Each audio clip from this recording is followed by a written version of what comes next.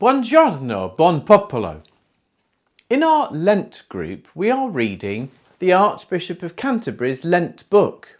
Written by Bishop Emma Ineson, it is called Failure: What Jesus Said About Sin, Mistakes and Messing Stuff Up.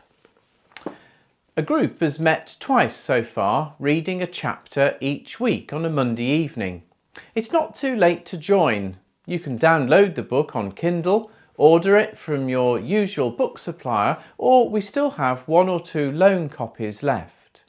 So far, our conversations have been animated and engaging, considering what we understand by the word failure.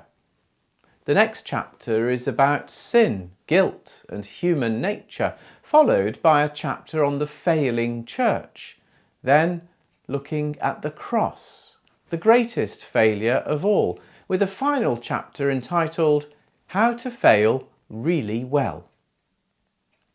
In our success-oriented culture, we consider that fear of failure often prevents people from acting or speaking in certain situations and can create a culture of silence and lack of transparency when things go wrong. The writer offers us examples from her own experience and also mentions the challenge of safeguarding in the church, and especially the failure to handle sufficiently well cases of the sexual abuse of children and adults. A lot of work has been done to address this, and at the recent General Synod there was a presentation by the new Director of Safeguarding for the National Church. He talked about a number of principles which, frankly, would help any institution: empowerment, honesty and transparency, respect, engagement, healing, personal accountability, inclusiveness and problem solving. He also spoke about the importance of improving communication and taking account of the voices of people who do not feel safe in the church. One of the things I have learned is that creating a safe culture in church means actively considering how we treat each other.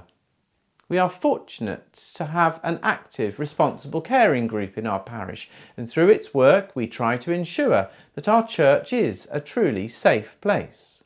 Their work is managed by an online dashboard which ensures that we keep on top of legal requirements, training, safer recruitment, DBS checks and promoting good practice. Safeguarding does not only mean keeping people safe from abuse and physical harm, it also includes whether or not people feel genuinely included. It means ensuring that people are not being overburdened, or that we make expectations of each other which make people feel uncomfortable. One of the positive aspects of a church is the contribution of pastoral care, expressed through visiting, keeping in touch via telephone and email, praying for each other's needs and concerns, and through the various activities that we undertake, such as Place of Welcome, Tea and Toast, the baby and toddler group and soup lunches. The Mothers' Union and the choir are also opportunities for pastoral care to be expressed. And this is also true when we worship together and socialise together.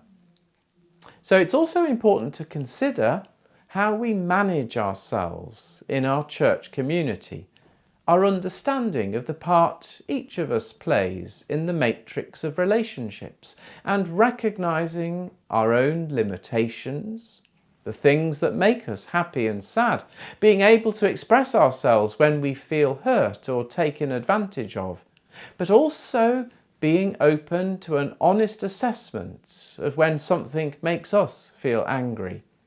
The truth is, in any community, we'll sometimes get this wrong.